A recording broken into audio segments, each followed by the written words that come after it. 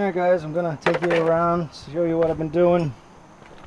I ended up splitting this wishbone. This is a Model A, stock Model A wishbone. This is the end with the ball. I think you guys probably all know how they go. Kind of go like that. I ended up splitting the wishbone, so what you end up doing is you end up cutting this here, but you can see where there's kind of an insert where this slides into the actual tube on the wishbone itself. So what I did was I cut it here first. I could still see the insert in there. So then I cut it an additional 3/8 of an inch. I didn't want to go too far. The reason being is the further you go, the wider the hole gets in this tube.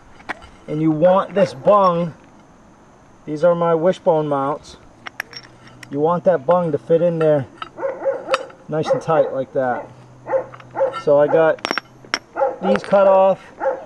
These are ready to go. What I'm going to do is just hit these with a flap disc, get these tacked in place. I'm not going to weld them permanently in case I need to change anything. So I'm going to get these bungs welded in place. I'm going to chamfer the ends of these wishbones. These are the Model A wishbones. This is what I got from Vin the other day.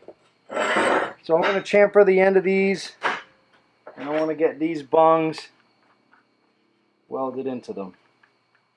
So I'll unthread the bung and remove the bung from the tie rod so I don't compromise the tie rod in any way.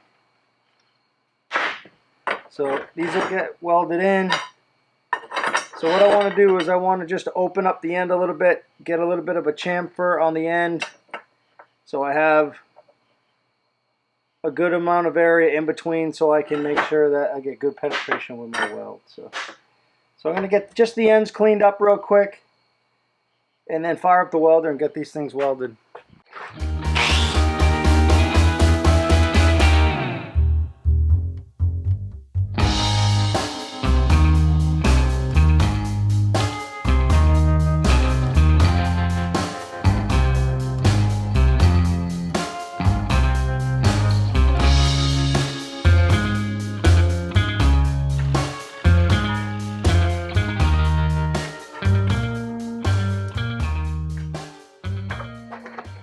Alright, so I'm going to get the welder out and get these tacked in place. So there's just the slightest bit of a gap, maybe 1/16 inch of a gap. And then I'll get those welded on. And that's it. That'll be it. These will be done. I may end up sandblasting them. I am going to paint the chassis and the components, suspension components, things like that, just to kind of clean it up. Probably just leave the body, you know, in the condition it is, just to save time. But who knows, maybe next year if we get time and Dylan and I want to do some work on the body. It's a pretty small body, so maybe we can just do a little bit of work here and there. But for now, a few people have asked, you know, what are you going to do? You're going to do like a rust prohibitor. The thing is almost, it's 95 years old if it's a 26. It's made it this far. I don't know what I'm going to do. You know, I don't know what the future is going to hold for that car. It's got a gray lower rear panel, and the rest of the car is, you know, obviously like a weathered rust. So we'll see. Maybe we'll do some type of a paint job on it. I don't know yet. But for now, I'm going to say we're going to leave it just the way it is. Just want to get the running gear done. I want to make sure everything's safe and sound, and just kind of enjoy the car the way it is. So let's get the welder fired up and we'll get these things welded. I don't know as if I'm going to get a good ground through the table. So I think I'll just put this on here for now to get it welded.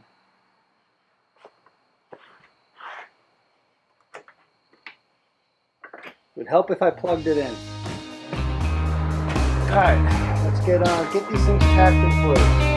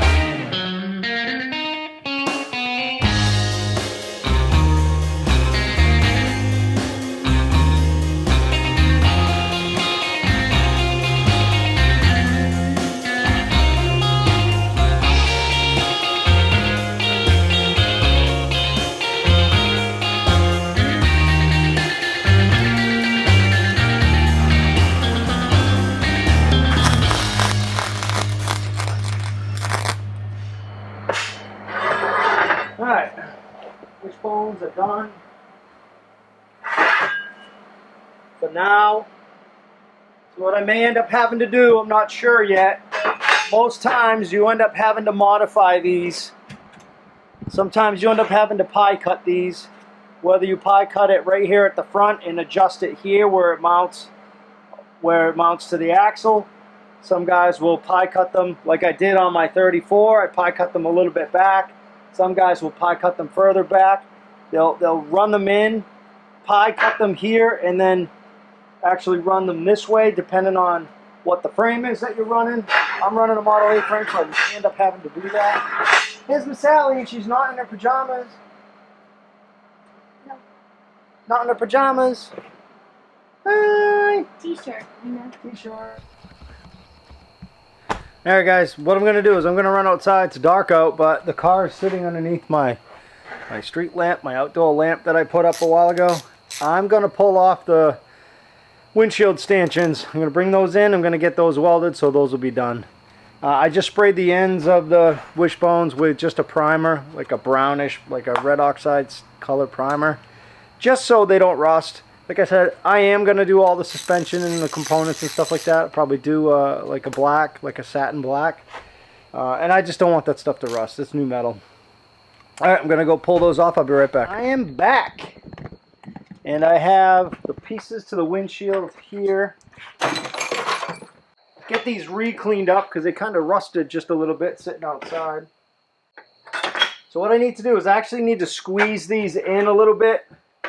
And the reason I say that is because they're still just a touch wider. So what I want to do is I'm going to weld it to the back side of the stanchion. And then I'm going to close the front in to the thickness of the stanchion itself, the base. Close the base into the thickness of this. Cool.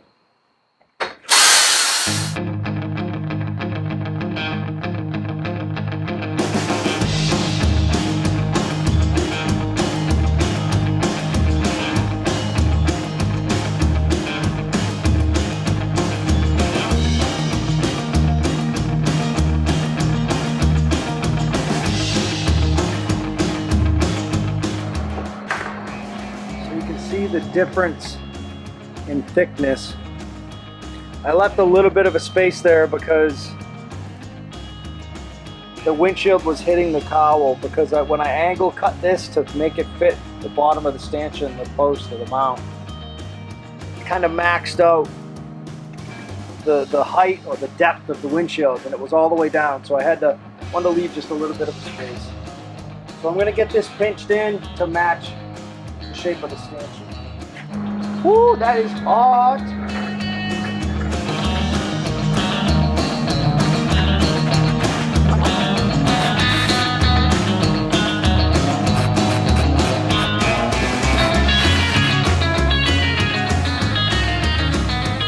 So that is the driver's side stanchion. Not too bad, real quick. Just a quick 10-minute weld job. I had to go a little thick on this side because there was a little bit of a space. Got a little cat whisker in there. I gotta pop that out of there if I can't get it.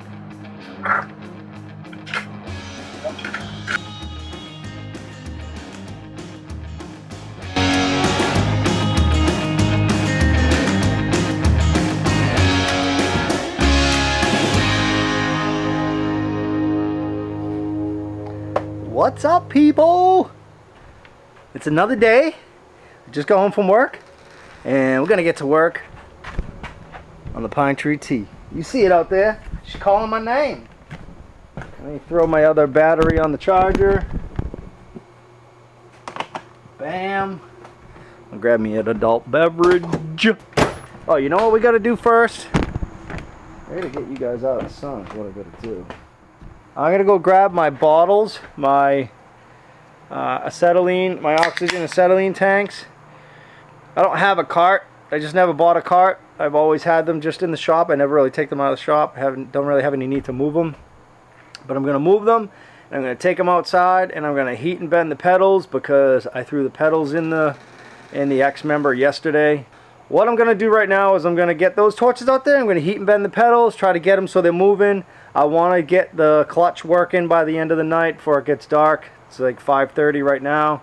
Yeah, I don't know what's next after that. May just try to pull the exhaust manifolds off, throw the headers on, and then go grab my 48 steering box, and the steering column box and everything. That's what they would have run back in the day. If that's what they had access to, that's what they would have used.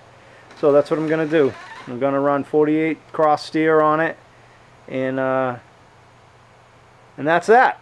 Let's do it. Alright, I'm going to go get my bottles, and I'll get them out here and get to work on heating and bending these pedals. I'll show you guys the pedal assembly.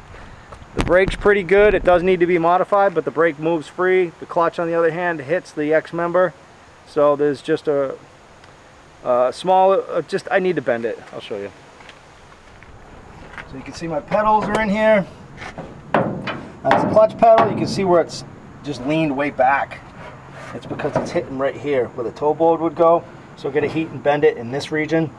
I'm hoping when I heat and bend it in this region here, I'll have enough of a throw that it will throw down here and be able to move the clutch. The clutch really doesn't have to go that far. Brake pedal moves free, so I got plenty of room there. This is a juice brake setup, so I'll be able to use this and just hook up an early Ford master cylinder to that, and I'll be good to go. I need to mount this onto the end of this. So what I need to do is add this to this. So this is going to get cut off here, and then this is going to end up getting welded onto here. And then I need to have that hole lined up. So I'll get it lined up, clocked where it needs to be. I'll make a mark, and I'll get that welded on there. But this has to be removed. So, and then I'll have this clutch lever, and then it's just a matter of building a rod, short little rod from the pedal to this, and I'll have a functioning clutch. So that'll be one more thing checked off the list. So let's get to work. Bow, bow, bow. Alright, so what we're going to do is I'm going to get clutch pedal heated here, bent out, moved over. So I'm going to heat it here and then probably up in this area here and go straight up and down. There's not going to be much room in this car, but typically I guess in a Model T there isn't.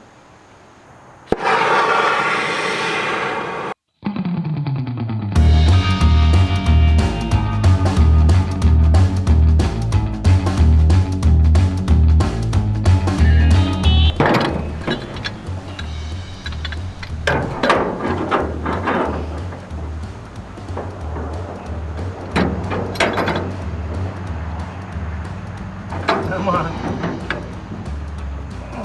Oh boy. It's gonna end up cooling off.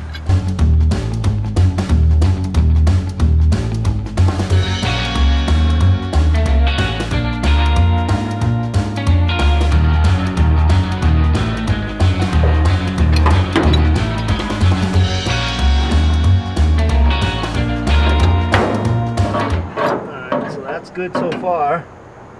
That's about where I want it. I wanted the clutch to go in the very furthest part of the point on the frame where the X member meets the frame rail.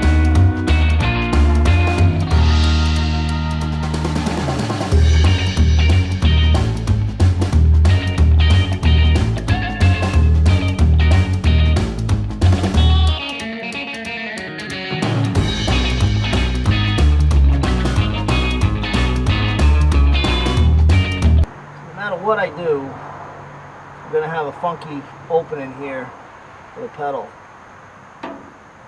That's not going to travel straight like this one is. So this here, if anyone knows, if you have never done this, the way they design these pedals with this arc, it follows the exact radius of this pivot point.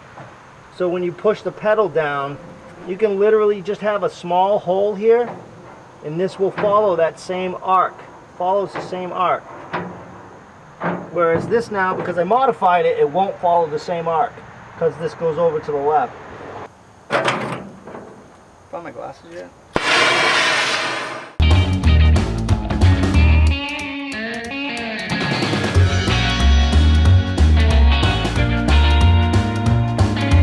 I don't know when the camera stopped filming, but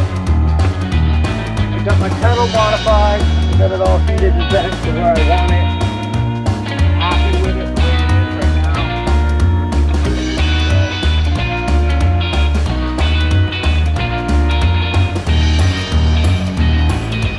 Heavily modified down there, but at full throw of the clutch pedal.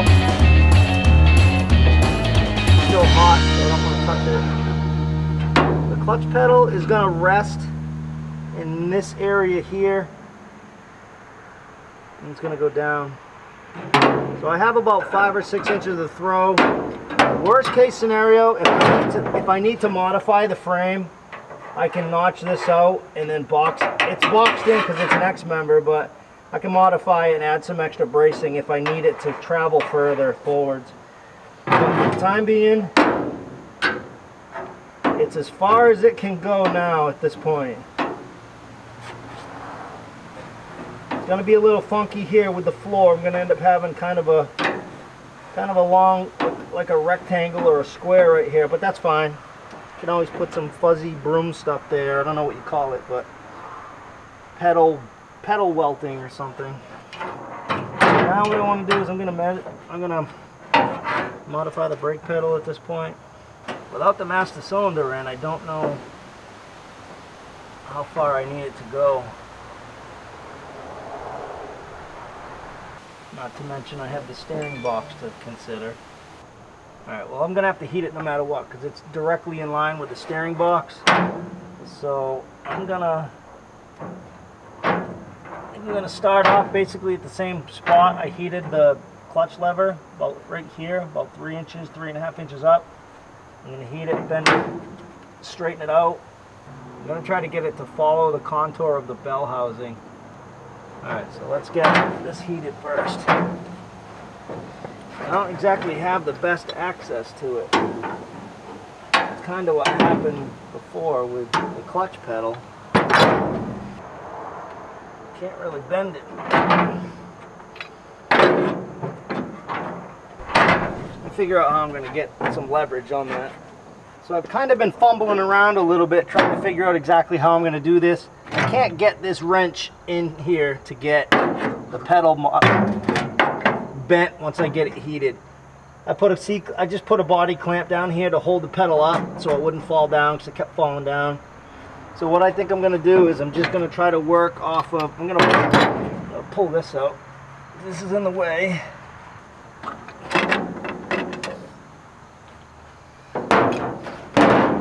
I don't want to twist the top of it. I just want to bend it where I'm heating it down here. And I don't want to pull the pedal assembly back out, so I'm just going to do the best I can.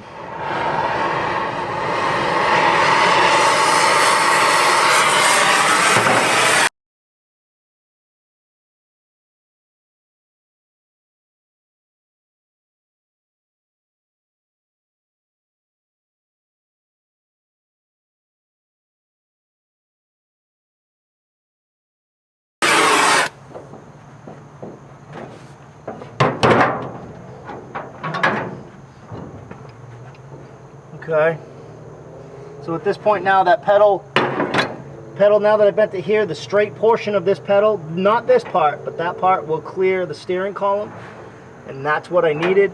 So now what I'm going to end up having to do is modify from here up.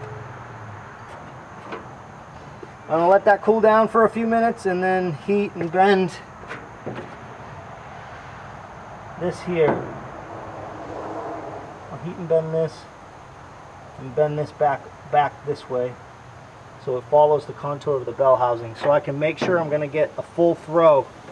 I don't know exactly where it's going to end, where my throw is going to be, where it's going to start and finish right now, but if I clear everything that's in my way now, I know that it won't hit it when it comes time to put the rest of the parts on the car. Alright, I'll let that cool down for about 5 minutes or so. So now I'm going to do is heat up here and bend that. And then I'm going to reshape this portion of the pedal to try to get it not too much further over, probably somewhere in this region here. I'm hoping that's not too far over. It may end up being too far over. I think it's going to be alright.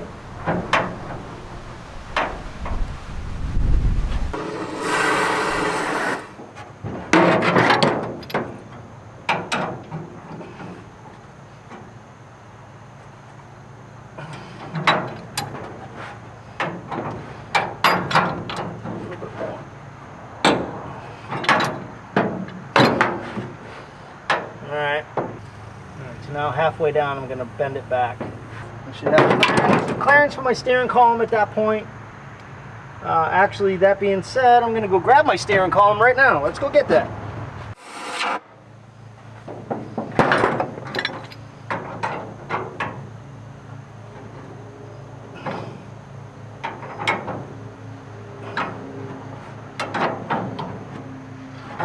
Alright.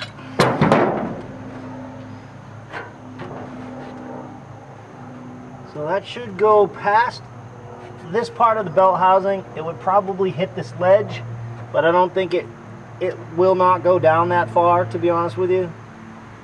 I mean, it will if I let it, but the throw on the pedal for the master cylinder won't be that far. So I'm going to leave that clamp there and just let it cool off for a minute. I'll show you the steering that I have. I really would like to try to use this. This is a steering column and wheel and everything out of a 46 to 48 delivery sedan.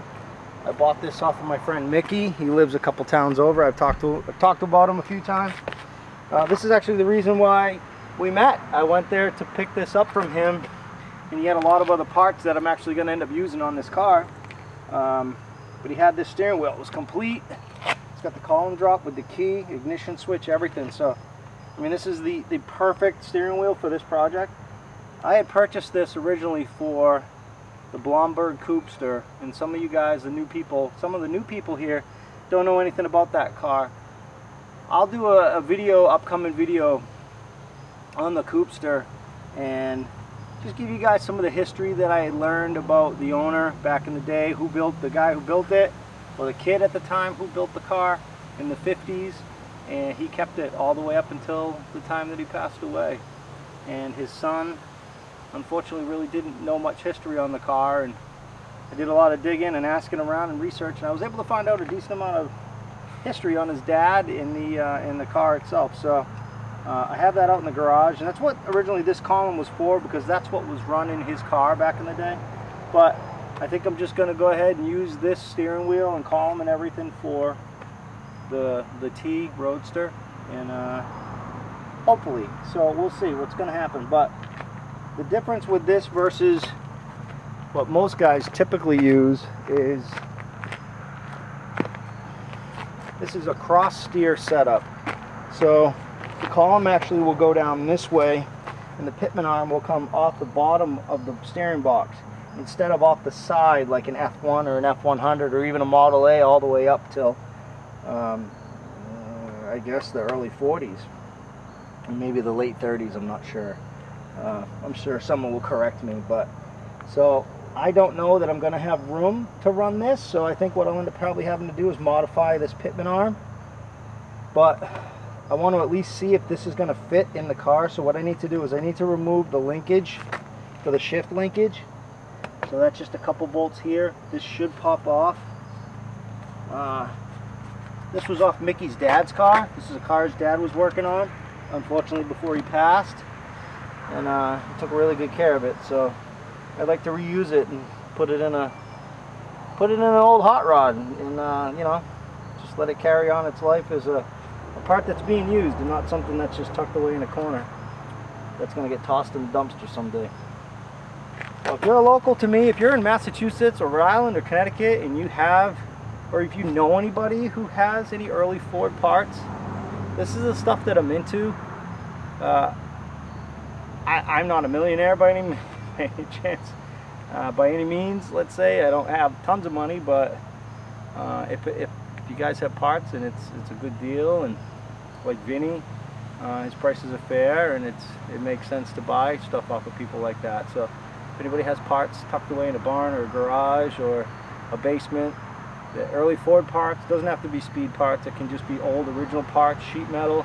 It's getting harder to find this stuff, and guys like me really have a passion for these cars and like putting these cars back together and getting them out on the road, because it's not only us that enjoys them, we enjoy building them, but when you meet people when you're out in your car, everyone loves these hot rods. I said it in one of my earliest videos, hot rods put smiles on people's faces, and it's true, they really do. So if you or anyone you know has any early Ford parts like this steering column, a wheel, or wheels and tires, or body panels, and maybe you're not sure what it's from, shoot me an email. I would love to come and take a ride and look and see what you guys have, and if it's something that you're interested in selling and I'm able to purchase it, I would gladly do that. So shoot me an email, thisoldhotrod@gmail.com. Alright, it's getting dark. What I want to do is I want to check out those pedals, see how I made out with those, and then maybe see if there's any chance we can slide that column in. I'm probably going to end up having to shorten that column, so what that will entail is me to obviously pull everything apart. I'll have to pull the steering wheel off, the hub. I would have to pull the steering wheel off, the hub, remove the shifter linkage, that will already be off, but then slide off this tube here, and then actually section the tube and section the steering shaft. I've done that on a few other cars, so if that's what I have to do to make this steering column work, which I'm sure it's gonna, these Model Ts are really small, and you don't need a real long column in these cars, so most likely that column will probably end up getting sectioned. So I doubt it's going to fit, but let's see if we can squeeze that down in between the pedals and the motor and the exhaust and everything else. I don't think it's going to fit, but who knows, maybe I'm wrong. Alright, so it looks like I may have to remove the driver's side, the header. So I'm going to see if I can just shimmy it around just enough. It's starting to get a little dark out here.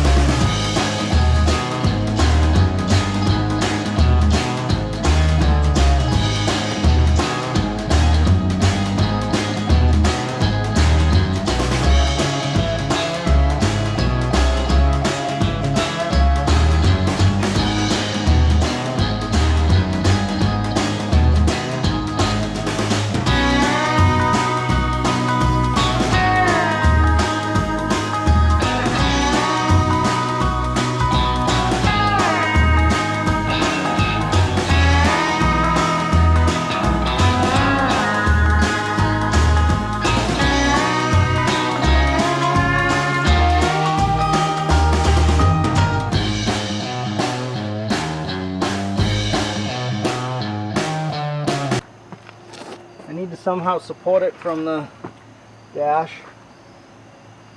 and then try to get an idea of where this steering box is going to land.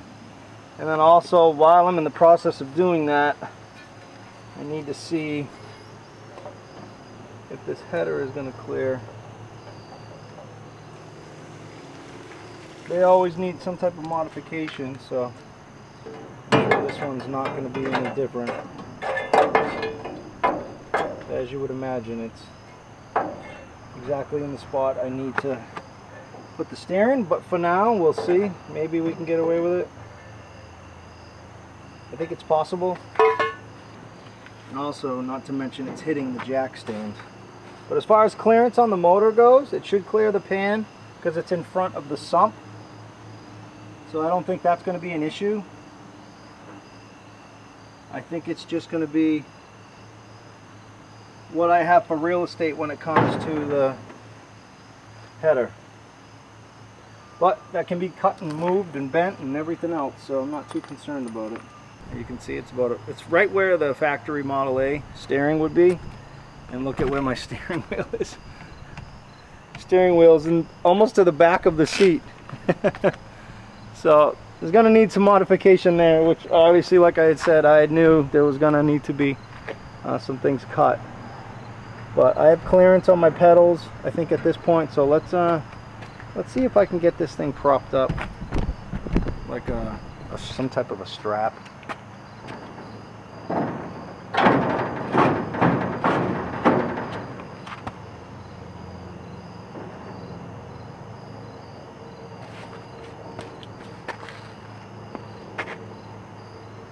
I think I got to probably cut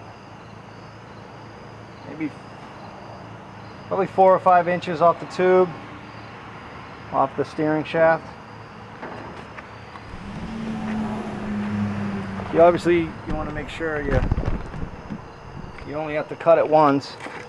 So I'm thinking at the angle it's at right now, roughly give or take, if I were to bring this steering wheel down to here, the height of it's going to be pretty much right at the top of the windshield. I'd like to have it just below the windshield, so that would put it somewhere in this region here. So you're really not talking too much. So this would be the top of the steering wheel. So whatever this measurement is roughly is what I need to take off. So it's probably about 6 inches. Let me go get some straps and see if I can get this thing strapped up in place before my battery dies and before it gets too cold, too dark.